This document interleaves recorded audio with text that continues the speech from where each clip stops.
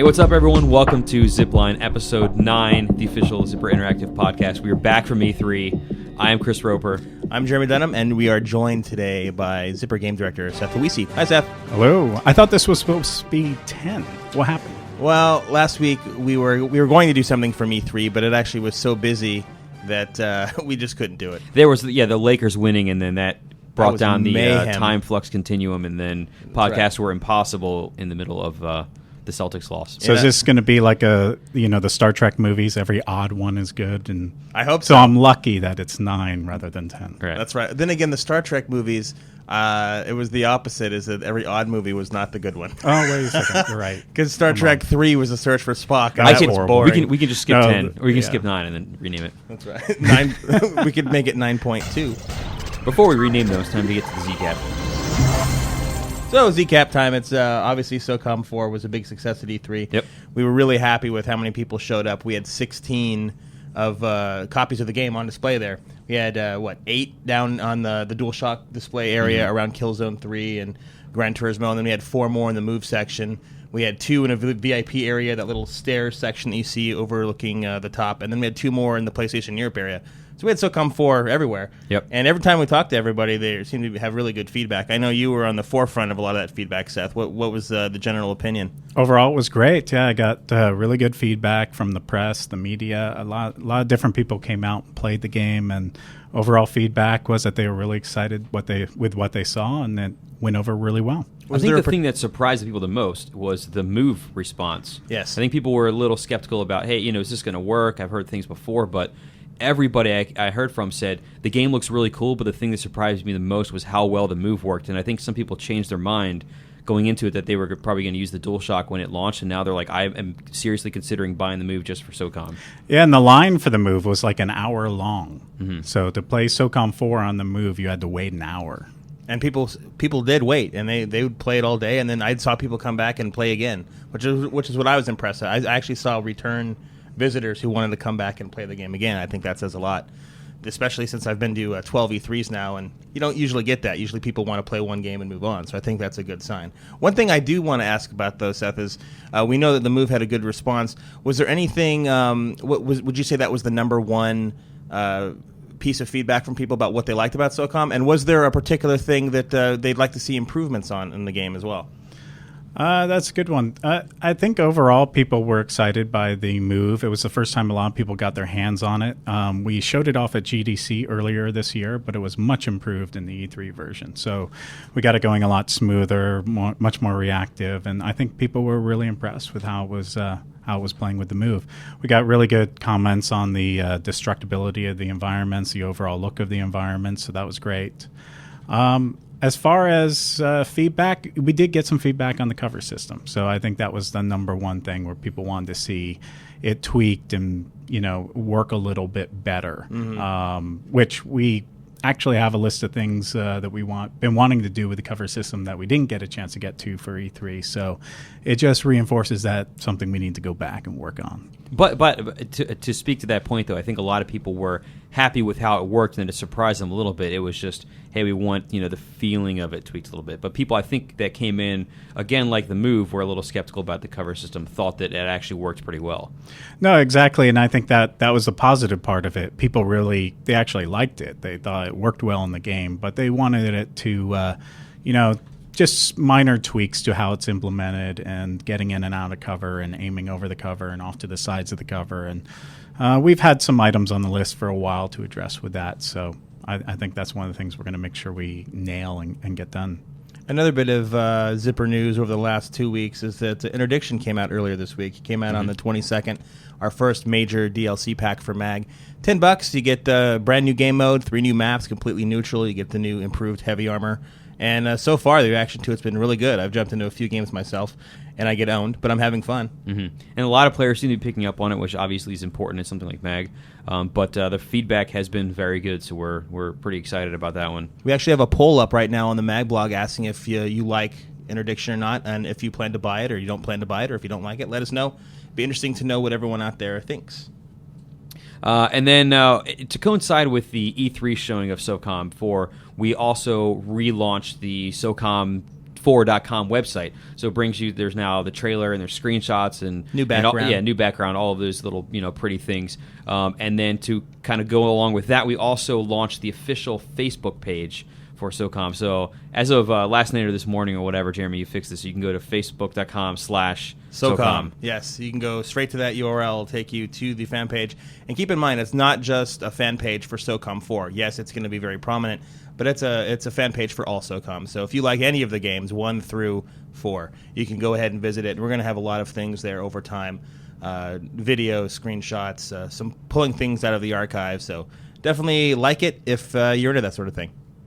And then why don't you take care of this last bit? Because I know this is kind of your little pet projects whenever these things happen. Double XP this weekend in MAG, folks. That's a big deal. Double XP is always a very popular thing for people to take advantage of. And we're going to have it from starting today, Friday, all the way through Sunday evening. So it starts immediately. It's already going on, honestly. And then it finishes 11:59 p.m. Pacific time on Sunday evening. Great opportunity to go in there and try MAG. If you haven't been on it for a while, try the new interdiction map. Try any of the modes. But regardless, make sure you finish it. Otherwise, your double XP won't count. Yeah, and the double XP applies to everything, and not just interdiction. So you just play the game and you get mass loots. That's so right. Go ahead and do that. And Seth, you should take this one. MAG earned a very special honor while we were at E3. Could you tell everyone what that was?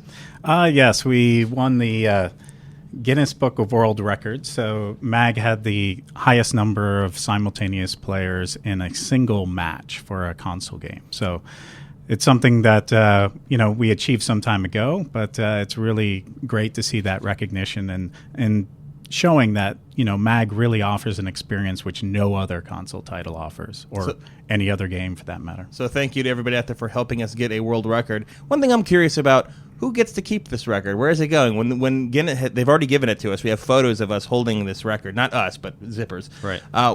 Where does that go? Do you want it in your office? Is that what you're saying? I'm asking if I could borrow it for a while, yes. So what's kind of cool is the people that are listening to the show probably, they probably don't jump the highest or play the drums the fastest, whatever in the world. But if you've played in a MAG match that was 256 players strong, you can now say, I have done the world record that the game is. That's right. You are part of for. History. So yeah, that's kind of a cool in little the thing. making. Yep. I do think we need the Hulk holding the award. Oh, that'd be perfect. A picture of that for the blog. I'm going to do that, and I'd also like to propose that we continually break our own record by adding one player at a time. I think we should shoot for 257 players before next year and see if we could do it. All right. And if we don't do it, never mind. It's time to get into the Q&A discussion thing here. Seth, now you have been around for a long time at Sony, but you're relatively new to Zipper proper as a Zipper employee, and which is just, I guess, you've come here in the past few months.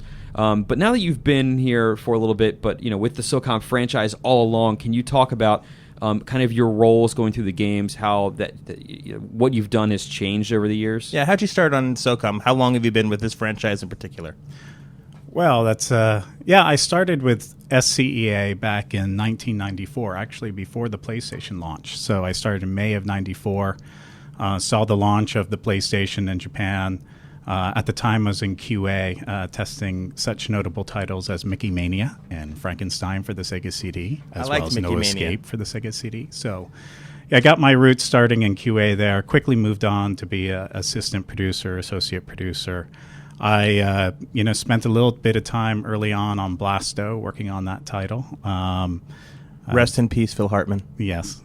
I didn't, at the time, I decided to, during the middle of that project, take a little change, and I sort of became the champion for RPGs at SCEA. So I started working on localizing RPGs from Japan. At the time, SCEA was, I would say anti-RPG. So it was a good opportunity for, I was a huge RPG fan at the time. I was able to bring over Beyond the Beyond, which wasn't that great of an RPG, but got us started. And then Wild Arms, which was a good RPG. Love that game. That led to me being the SCA producer on Final Fantasy VII and the Squaresoft games at the time. So I was just basically managed the QA staff and interfacing with marketing. Square, of course, drove those games. They were already done in Japan by the time we saw them in the States, but it was still great to work with Square and work on those games, which I was a huge Final Fantasy fan at the time. After that, I decided I wanted to get out of doing localized titles. I was doing a lot of localized Japanese RPGs, games from Europe, and wanted to get back in development because before that I had worked on Blasto. So I moved back over to the 989 Studios and started working internally there on a title that got canceled, and I started looking at deciding what we wanted to do for the PlayStation 2. So this was back in 1998, 1999. We were looking for, what is going to define the PS2 experience. PlayStation brought 3D graphics. PlayStation 2, really took it to another level. So at the time, I had a few concepts of my own that I wanted to drive, and one of them just happened to be a team-based military game. So I, was really into those games at the time, played a lot of Rainbow Six, played some Counter-Strike. I really liked the team aspect of those games, and that was completely missing from the console at the time. A few of those titles made it over to PlayStation, but they were single-player experiences. The team was stripped out of it. So at the time, I really wanted to do something different. I wanted to make a game all about team. I wanted to make it about team for the single player and for the multiplayer. So I started looking around for different developers. So that's kind of the interesting thing. I visited many different developers. I won't name them, but I kind of did a road show and visited a bunch of different developers and ended up visiting Zipper Interactive. And, it's interesting because when I talked to Zipper on the other side, that I kind of cold called them and sent them emails, and at the time, they didn't know if I was the right person to talk to or if they should answer the phone. And, I guess SOCOM would never have happened if they didn't answer the phone and if I didn't call them. So it was interesting. Went out of all the developers I visited, I think Zipper really had a very collaborative feel to them, and they're a much more mature developer. There was a lot of arrogance with the developers at the time. So, I'm coming from Sony. I'm basically telling these people that I want to make a game with them, and they would come across as fairly arrogant, which is interesting. But Zipper didn't have any of that arrogance. It was very collaborative. Just wanted to make something great with Sony. And that's really how SOCOM got started. So when we first started discussing with Zipper, we discussed many different sort of game ideas and different game concepts were thrown around.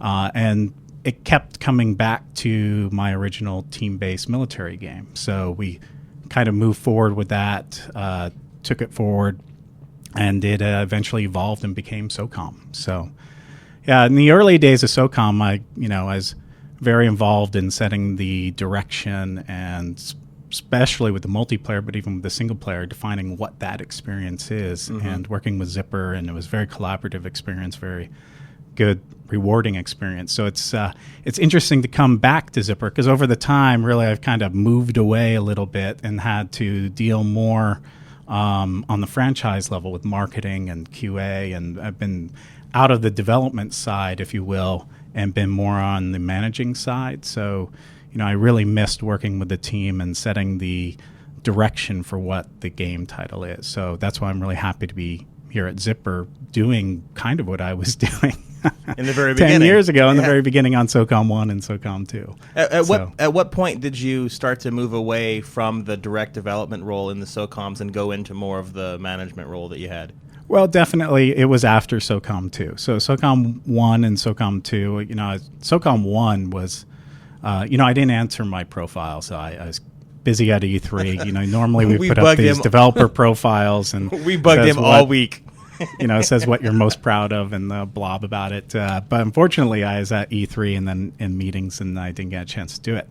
But as far as, what I'm most proud of professionally, certainly, launching SOCOM 1, finding Zipper, working with Zipper, creating that game. It was, a game that I really wanted to make. And so it was the first game that I was able to take from just design and original concept and take all the way through to completion, which is it's actually extremely rare to be able to do that in the game industry. A lot of games come out, but it's really rare for somebody to be able to have this original concept and actually see it to completion and see that product come out. So, definitely I was really happy with SOCOM. But, I spent a lot of time on working on SOCOM, to the extent where, I was going out and visiting different voice recognition vendors and deciding which one we're going to use. I actually pushed and drove for the headset and, had to visit different headset vendors, work on the design of the headset with Logitech, as well as, even the voice chat. So, the voice over IP was something that I felt was really strong, really needed for... This was before it really been done in any other game. I think there was 1 or 2 games that had integrated voice chat, but back then, most voice chat was done on the PC separate from the game, and I felt it was a really important part of the experience to have integrated voice chat. And so at the time, Zipper was pretty busy working on the title, trying to get to completion, so I had to go out and find another vendor to do the voice chat part of that, which we rolled in SOCOM 2. But then, on SOCOM 1, I also worked on, all the lobby design, coming up with, the North American, European, having those default lobbies. To me, it was really important to actually have that there. And so I actually had to come up with the design for how those would work and how they would spawn. I really wanted to have people to have a place they can go and visit. So I thought it was really important for them to feel a sense of identity through the game lobby that they were associated with. And that was another one, I was really surprised with the launch of SOCOM 2. I went to the Metron, we had a launch event, and I actually noticed people going up and down the line saying, US West 3, US West 3, anyone else playing US West 3? So it really showed that worked. So I was really happy to see that, something that I've really pushed for, and people really resonated with that.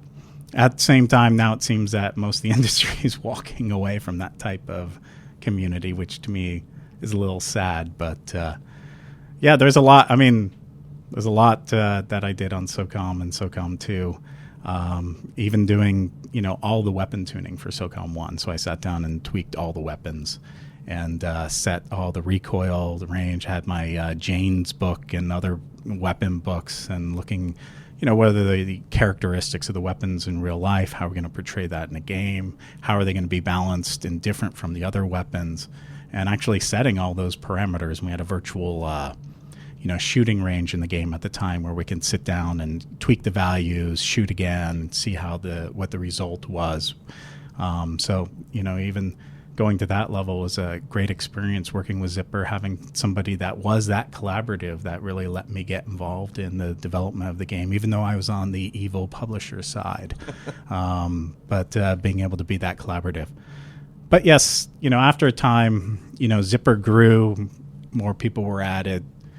There was less of a need, SOCOM was kind of defined. There was less of a need for me to be there on the day-to-day, really designing some of these systems and behaviors. So certainly I switched more of my focus, in SOCOM 3 and Fireteam Bravo onto managing multiple projects. That's when we first started getting into developing not one title, but 2 titles simultaneously, and focusing on the marketing and QA, and taking a higher level approach rather than the detailed level approach that had with the first titles. At the same time, I do want to mention that, it's not that I'm sitting here trying to take credit for what SOCOM is. That's not the case at all. I think that any game, no matter who you see talking about it, it's a team, effort. Absolutely. There's a lot of people. If you take people out of the team that worked on the game, you get a different game. And I think that's true for almost every game. I think that gets lost a lot in the game industry. They tend to focus on the key spokesman. And it actually drives me crazy when I see that, because I don't think any individual truly defines what that end product is going to be. It's a group of individuals. It is a team working on it. And that's what's great about Zipper. I see there are so many meetings going on here all the time, and everyone from every department is always discussing what should be, what could make the game better, what we need to improve on, what's cool, what isn't. I think that is actually one of the most important things that people should take away from not only this podcast, but all of our podcasts, and not only our games, but all games, is that it is a very big collaborative effort. That's absolutely true. Yes. Yeah. No doubt. Now, getting on to, obviously, this week is a kind of a big week for the forum goers, because they really have a lot of questions to ask you. And starting off at the top here, a lot of the forums... I'd say one out of every one. Yeah, 1 out of 1 is. You just mentioned a lot. You're talking about the past games. Was a lot of multiplayer features. And so far, all we've been talking about is single player. And they want to know, since there really aren't very many details about the multiplayer out there yet, if the single player stuff that they have seen so far, if that's a fair preview of what they can expect from the multiplayer when we do get around to talking about it. That's an interesting one. And one of the things I wanted to mention was it was really interesting. When PlayStation 2 launched, there was no online. And we started, creating SOCOM 1 before, it was announced. We always knew that we wanted to make it an online game, but it was originally developed as a single-player title. And the online was added as an official feature and fully fleshed out 1 or 2 years after we started developing the title. So, it's SOCOM's seen as an online franchise, but it actually started as a single-player game, and the online was added during mid development. But I know a lot of people want to know a lot of information about SOCOM 4. Again, it is kind of seen by a lot of people as just an online title. Some people, say that they don't play the single player at all. Other people say they just boot it up for practice. But at the same time, with SOCOM 4, we are trying to reposition the single player. We want it to be not just an online title. We want it to have a strong single player focus, a strong single player experience. And that's really part of why we're talking about single player now. We want to get that message out there. We want to say, hey, we can make a single player game as well. We don't want it to be seen as just a multiplayer game. That's happened to us a lot of times in the past with previous SOCOM games. So, a lot of it is messaging. I know it's really frustrating to the community to have to wait for information. The internet has made things worse. People want information now. But at the same time, it's important for us to get these messages out, get them out to the media, get it out to the broader community that, we are really focusing on the single-player game. We want to deliver on that experience. We realize it hasn't been the best in, some of the later SOCOM games that had single-player. And we want to go back and deliver a really strong single-player experience. And that's where we're putting a big focus. Not that we're ignoring online. Obviously, we're going to put a big focus there. It is one of the pillars of the franchise. But at the same time, we do want to, right now, let single player shine for a little bit. Well, that's obviously why the single player aspect was a big focus of E3 for us, so we could bring the spotlight on that. But inevitably, everyone's going to want to know. The same people that asked the first question, they want to know, when are we going to start talking about multiplayer in SOCOM 4? And why are we continuing to wait to even talk a little bit about it? Why the secrecy?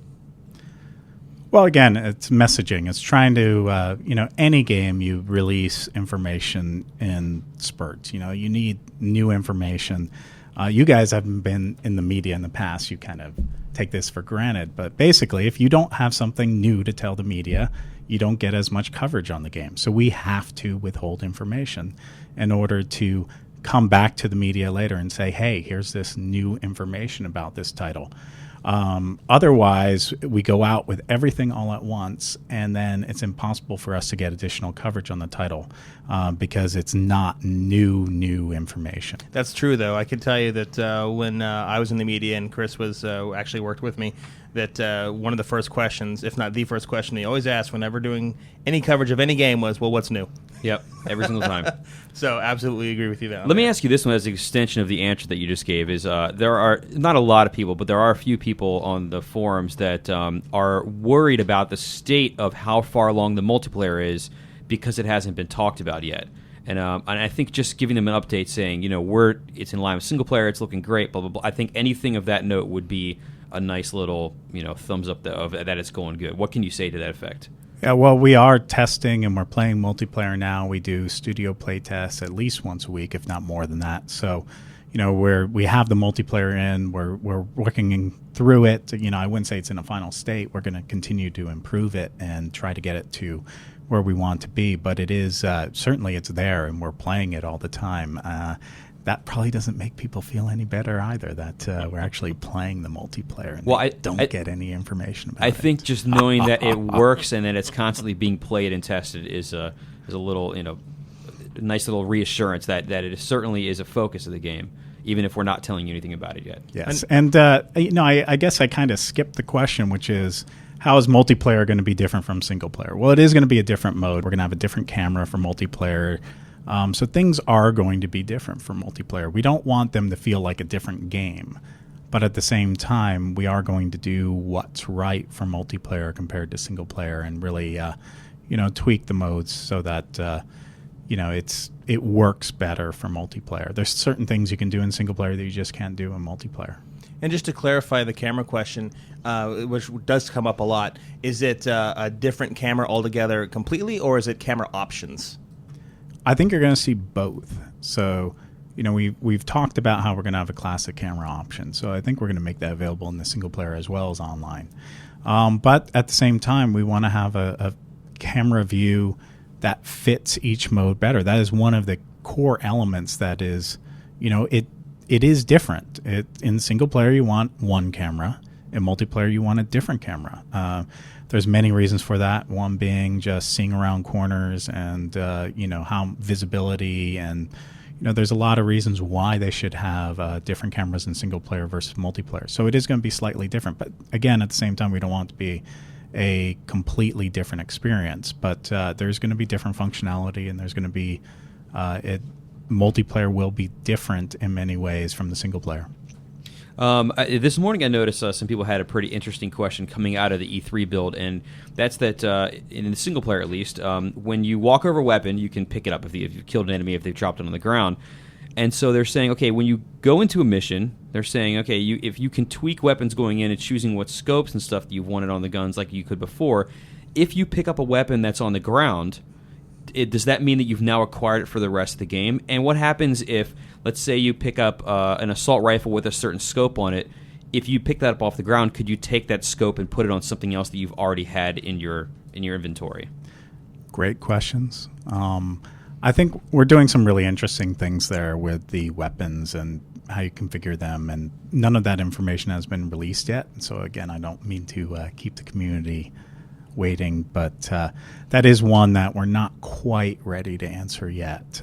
So we have some good ideas there, and I think that's something that we're going to want to announce at a later date and make a little bit bigger of a thing with it. Chaotic Renegade has a mag question for you. He wants to know, is there going to be a large amount of content in regards to mag DLC for the newly announced PlayStation Plus program?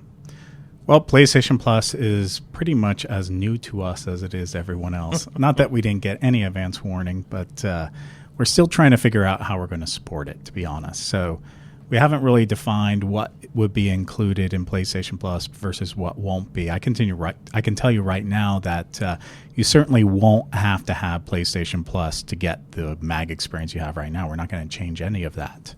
But we are looking at, what we could add to be a benefit to PlayStation Plus, as long as it doesn't affect, the broader community as well. I think that one of the core differentiators between PlayStation and Xbox is the online is free, and we want to keep it that way.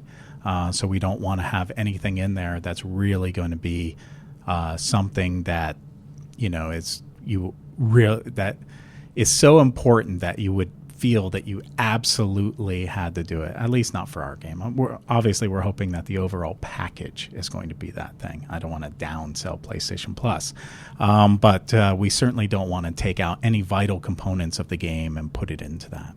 Yeah, especially in a competitive game like MAG and going forward Yes. at SOCOM. War Machine version 1 wants to know what you think about the heat that some of the forum goers have given you. You've been with the SOCOM franchise, like we were talking about before, basically through everything and, through ups and downs. So a lot of the heat that's given about the franchise goes to you. Yes. And, well, it's an interesting... I think it's interesting. I try not to take it too seriously. Not that I don't take what they're saying seriously, because I do. I read and I definitely take what they're saying, but obviously they're blaming me for almost anything they can blame me for, even though I really have very little control over some of these things. So, even things like release dates are something that I don't set the release date. The server went down, so it's your fault. Yeah, the server went down. It's my fault. I tripped over the plug. I don't know. It's I told them they should move that thing. What's it doing in my office anyway? Every time I open a web page, everything slows down and everyone lags out. Yeah. It's something that, I guess as somebody that was a spokesman for the title in the past, I understand people want to get their feelings out and they feel this need to identifying an outlet for it. But yeah, certainly I try not to take it too personally because otherwise it would drive me crazy. I really have nothing to do with a lot of those things. Galactimus wants to know if MAG will get the face wraps and balaclavas that were removed from the beta version of the game into the final game sometime in the future.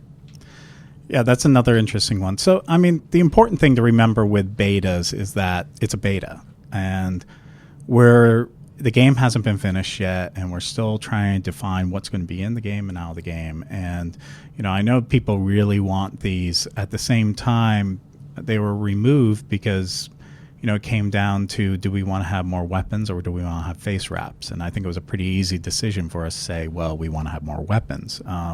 So these customization items are, they're important to players, but at the same time, beta is a work in progress. It's not the final game, and it's something that we had to remove in order to gain something else in the final game.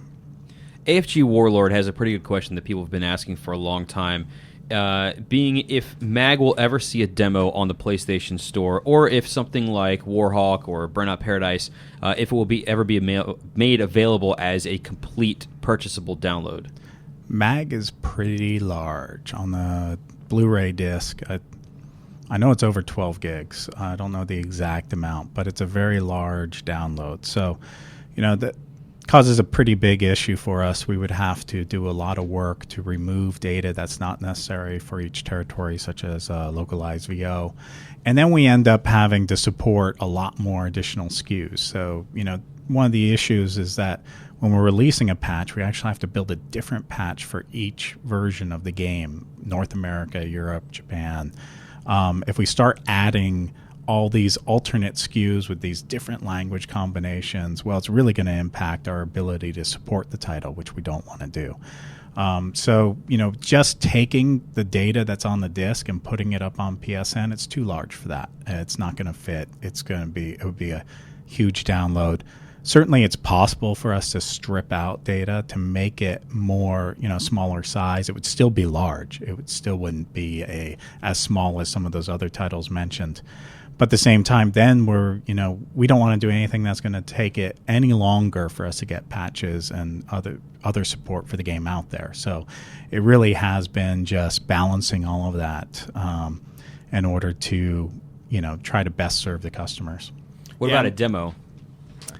Demo kind of falls into the same count. We could do a demo, but then to do a demo right, you kind of want people to be able to purchase the title from the demo. And also, it's a 256 player game. So what do we demo? Do we allow people to play in 256 player games? And then there's a significant server cost for that as well. So it's, again, demo is something we've looked at. But unless you were able to just purchase the game and really get into the game straight from the demo, it wasn't that attractive to us. Yeah, part of the big thing about MAG is the fact that you can, evolve your player and gain stuff and buy all these things. And if you go in and that's not in the whatever the demo version would be, then you're missing a part of it. And if you put that in the demo and then you can play it and then not carry your character over by just upgrading the game or whatever, then that's also a big miss. So, there is a disconnect between the two that makes that a very difficult thing to get correct. Well, to demo, if we had a separate server set up for a demo, to have enough players for a 256-player game, that's thousands and thousands of people playing simultaneously on the demo. So, we feel that we would have to come up with a better solution than that, have them integrated with the core MAG audience, but then it's, if we have to work out, well, how do you actually buy the game and get to keep it? So a lot of these things are related. I would say that, these are all things that we've looked at, and they have significant time expense to resolving those issues, and they have other issues with us supporting the title effectively. And really our focus has been on trying to support the game as quickly as possible, trying to add new content, trying to resolve issues quickly, get those patches out there. That's where our focus has been. It hasn't been on creating a demo. It just takes we have limited resources and would take focus away from supporting the title. And we really want to make sure we support the title as well as possible. Lukenbacher, who I'm sure several of our listeners recognize from one of the fan SOCOM podcasts out there, still called SOCast, wants to know what it's like to work with another developer like Slant 6 for SOCOM Confrontation, as opposed to now working with us as an employee on SOCOM 4. Yeah, I can't go into too much, relationship issues between SCA and other developers. I will say it's been a while now, and I know that a lot of the fans were upset when SOCOM Confrontation came out. And, in many ways, I shared that frustration. Definitely the launch of SOCOM Confrontation was pretty much, for me, the low point of my career. It wasn't fun. It was a lot of work leading up to the launch. It was a very disappointing launch.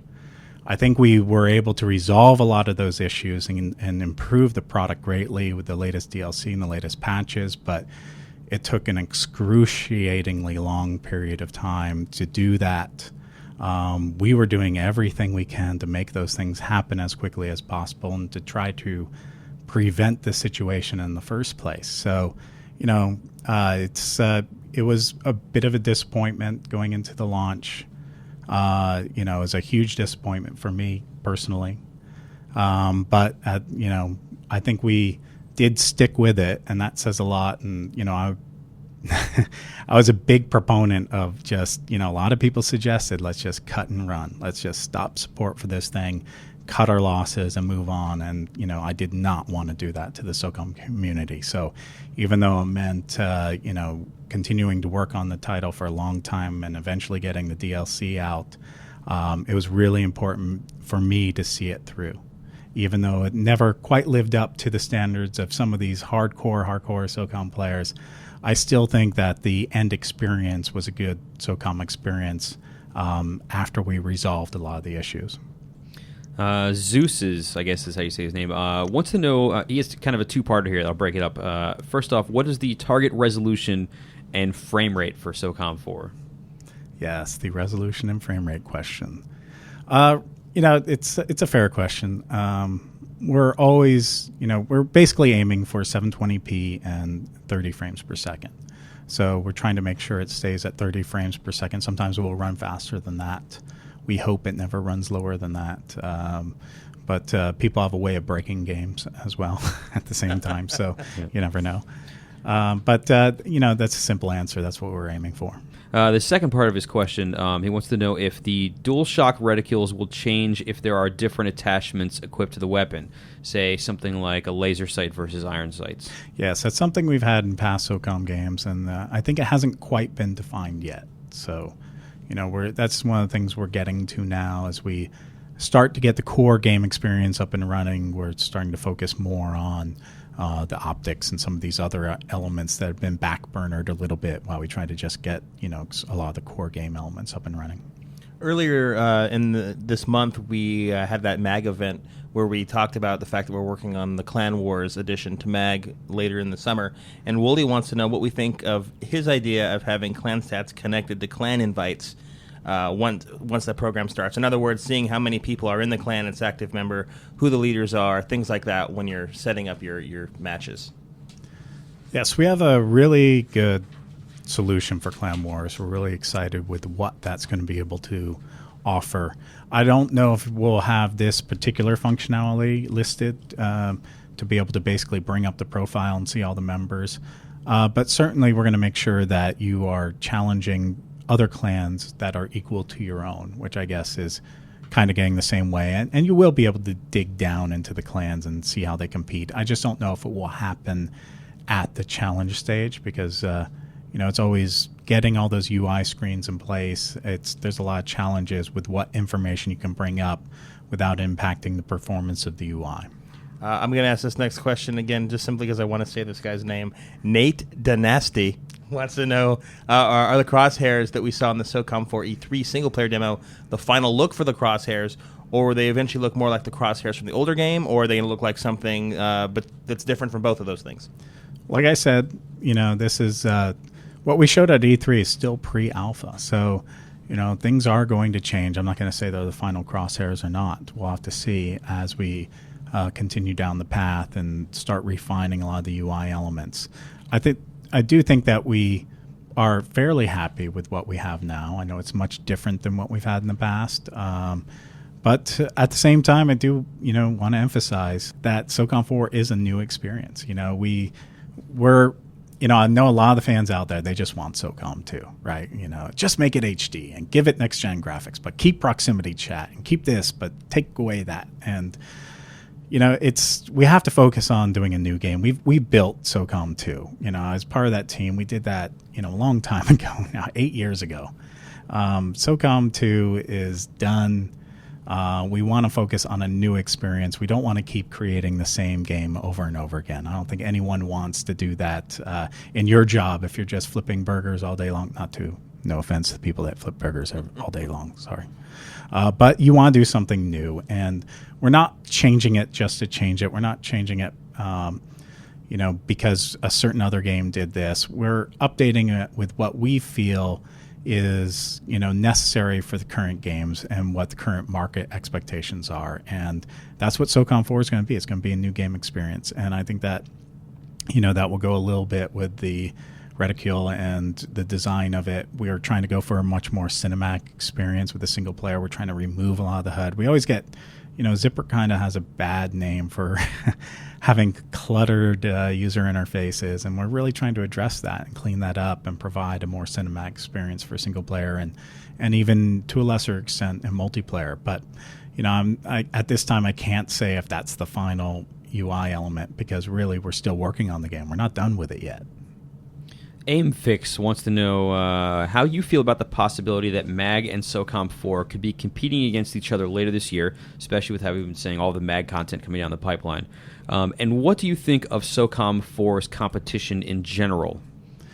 Well, no doubt about it. It's a very crowded field out there. I think that SOCOM was one of the first games to come out and sort of establish the modern military genre. Now every game, all these World War II games have joined the modern military genre, and there's some big games out there. So, it's something that we're mindful of. It doesn't mean that we're going to change SOCOM to match those games. That's not what SOCOM is about.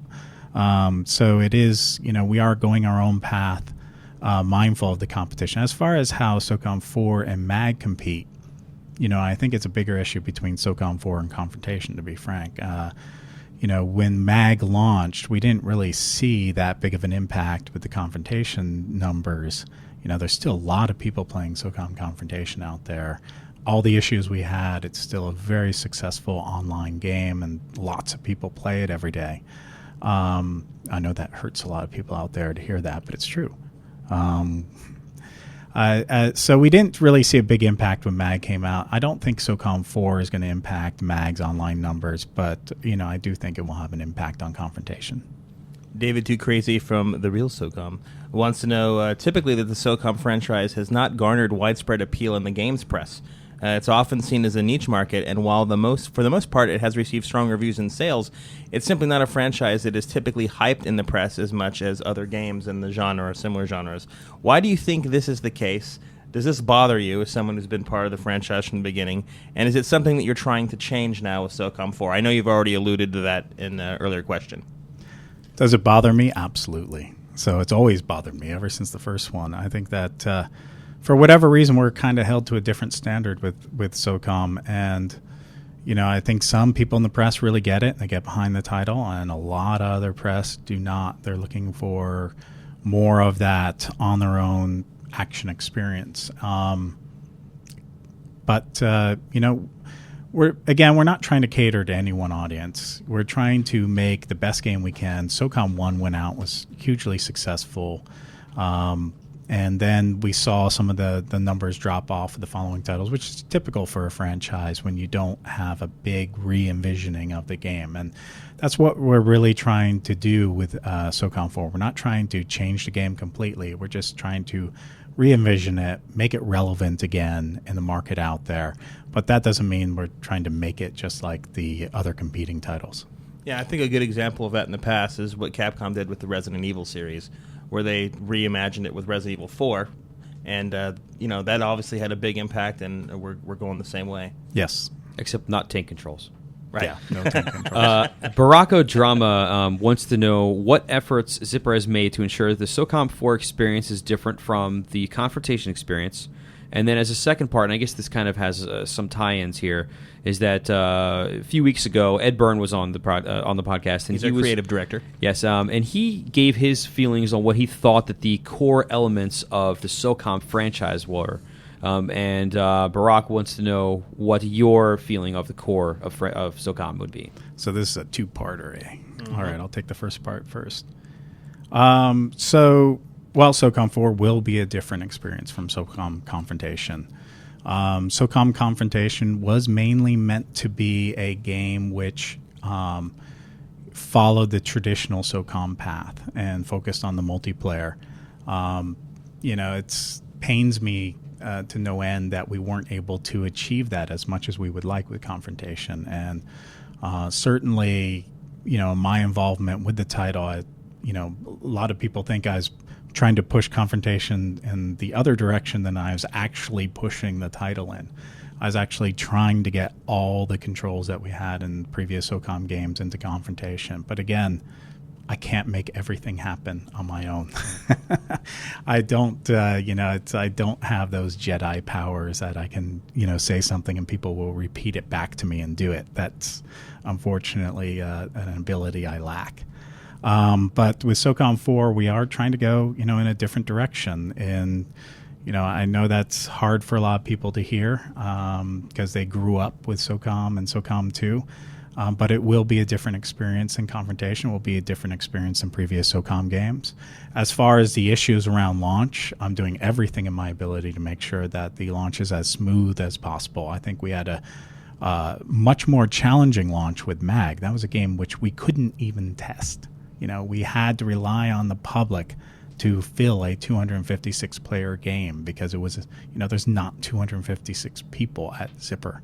So that game had a lot of challenges around the launch, and we still had a very successful launch. There was a few hiccups, the first day or two, but overall we were able to resolve those quickly. And, I see a similarly trouble-free launch for SOCOM 4. It's a much more manageable title than what we launched with MAG.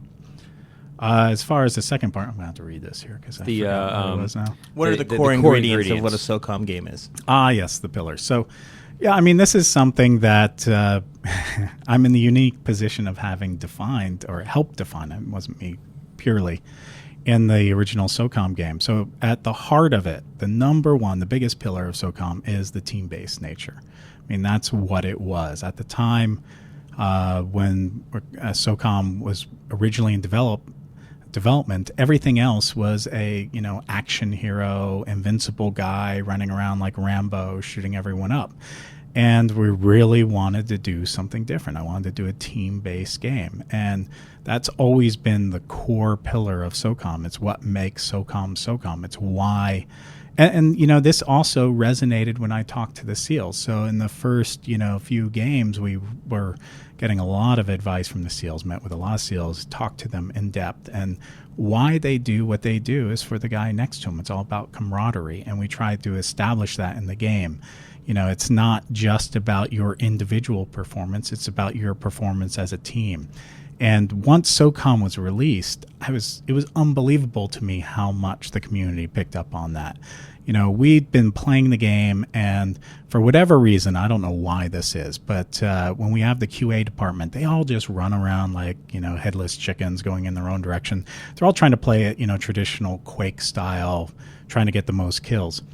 But immediately, and that's not really the intended way of playing SOCOM. And I was a little concerned when the game was in development that it might turn into that. But immediately, within the first day or two, we had teams that were splitting up into smaller fire teams. They were sweeping through different areas, covering different corners. They were working as a team, and you still see that in SOCOM. The team that works as a team will win, pretty much every time. The guys that are running around trying to get the most kills, they're the first to go. And, that has always been one of the core elements of the title. It does, make the game more challenging for the casual user. So But it's still extremely important to me that we deliver that, and it needs to be a key component of the game.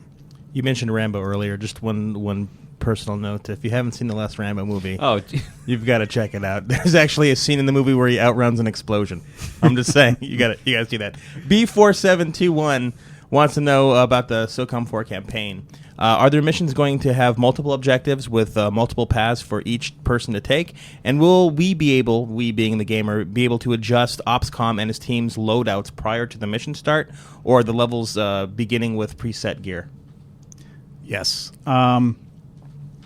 Definitely there will be multiple objectives, and you can select different paths on how you're going to do them. It's going to vary, mission by mission. Some missions are going to be a little more linear. Some missions are going to be a little more open. But we want to be able to support both types of play.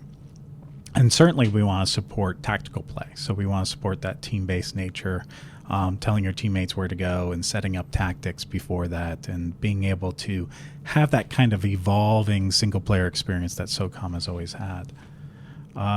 Yes, loadouts before missions. So again, that hasn't quite been defined. I think you'll be able to change your loadout. Past SOCOM games, we always allowed you to change your teammates' loadouts in addition to your own. It's something we're looking at. There's a bit of a different storyline with SOCOM 4 where, it is kind of you're in the field for 6 days, and it's more of a contiguous story. So we're looking at whether or not we'll allow you to adjust your teammates' loadouts, or if we just pick what's right for them so that they're effective in the mission that you are. Because you could really break previous SOCOM games if the emphasis of the mission was stealth and you went and took all the stealth weapons away from your teammates and then went into the mission. Well, good luck finishing that mission.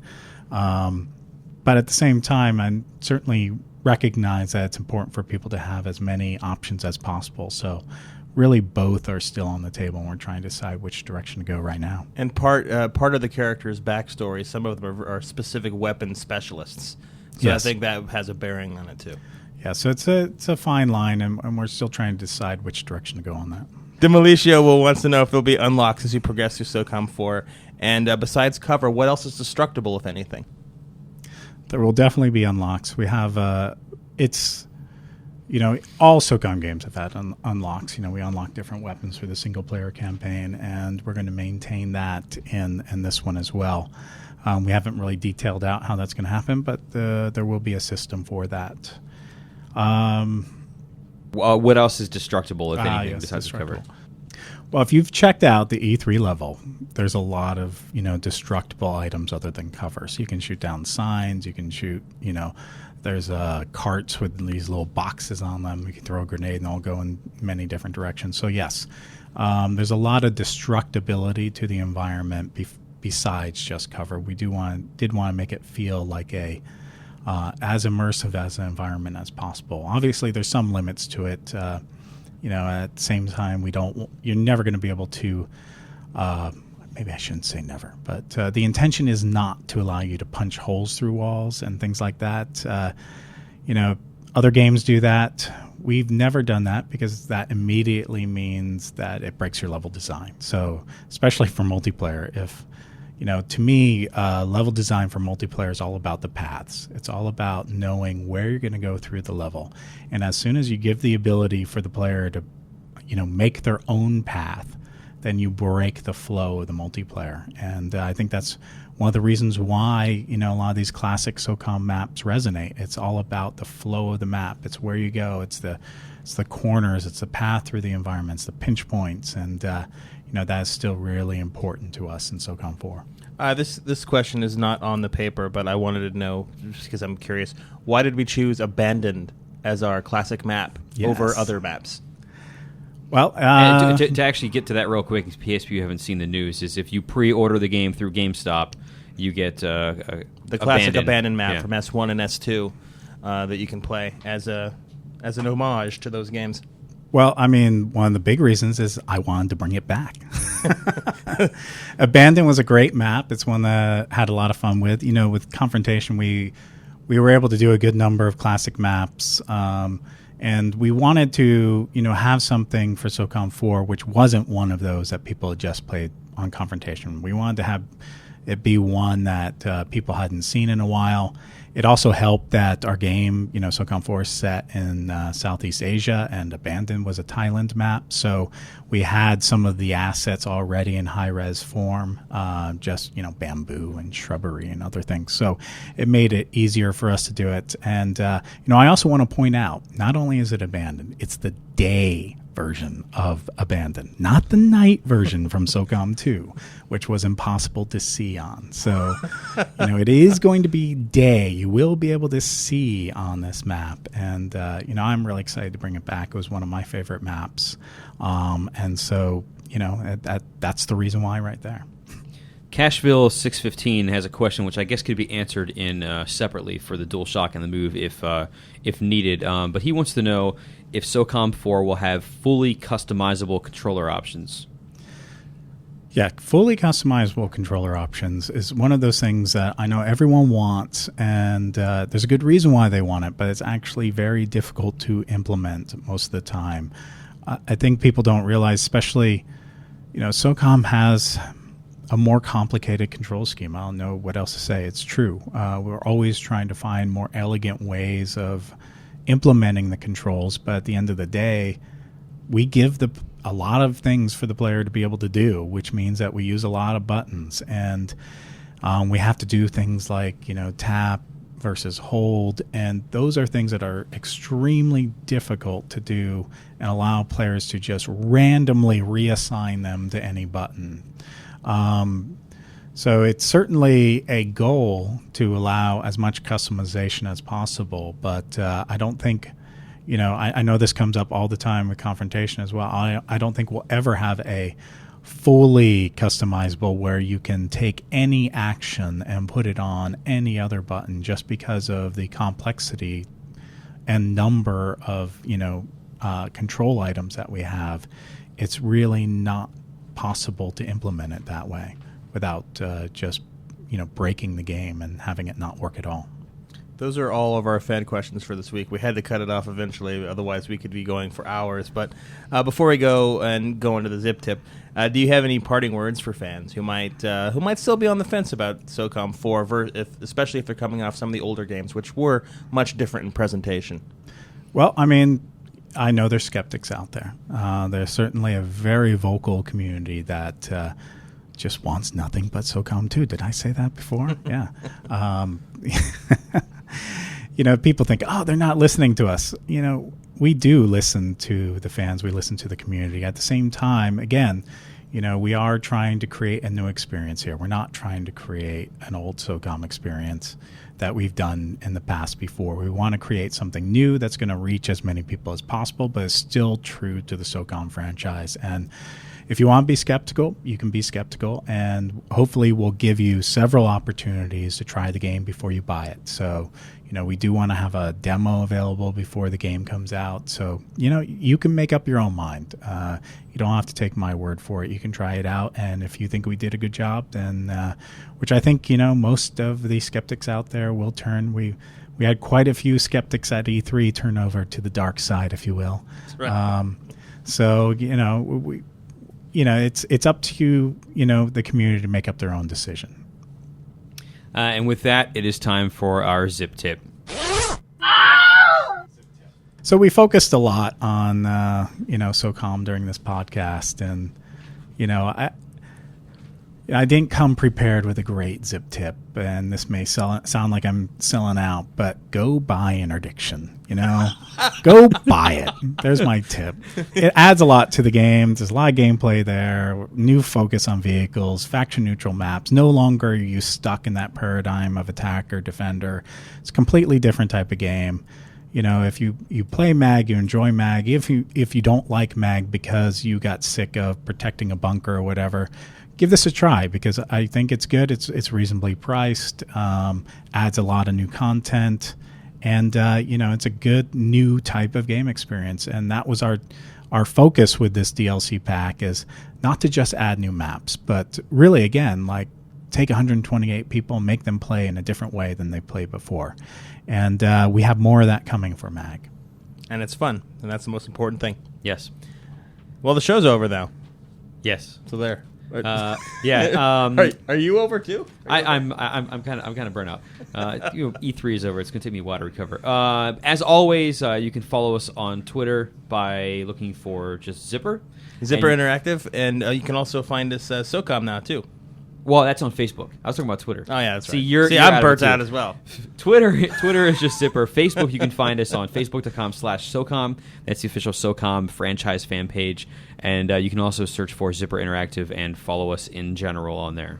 You can also email us at zipline@zipperint.com to send any questions that you might not get in our official question threads that we put on the SOCOM and MAG forums, which you can also find at forums.mag.com and forums.socom.com. And also make sure to send us an audio question. We had some this week, but some of them were so poorly recorded we couldn't replay them. Yeah, understand them. Or understand them. Yeah, E3 threw us off a couple things, but do submit audio questions. We'll play them on the show as if it was a radio question, except that we won't have advertisements in the middle of the show. And don't forget to subscribe on iTunes. Next week's guest is one Mr. Jay Embry. He's the lead tester here at Zipper. He's also probably the owner of more video game T-shirts than anyone I've ever met in my life. And this is coming from someone who used to get a lot of free video game T-shirts. Yeah, we will. One of the things that we will definitely talk about next week is tips on getting into a QA department at a developer, which is a great entryway to getting your start into the video game often the foot industry. In the door, and I'm sure Seth can attest to that one. Yes. Speaking of Seth, thank you very much for joining us. I know you had a busy week. For a while there, we were really bugging the hell out of him with trying to get him to do the profile, but he came on anyway. Thank you very much for joining us. As always, thank you to everyone who has listened, and until next time, bye.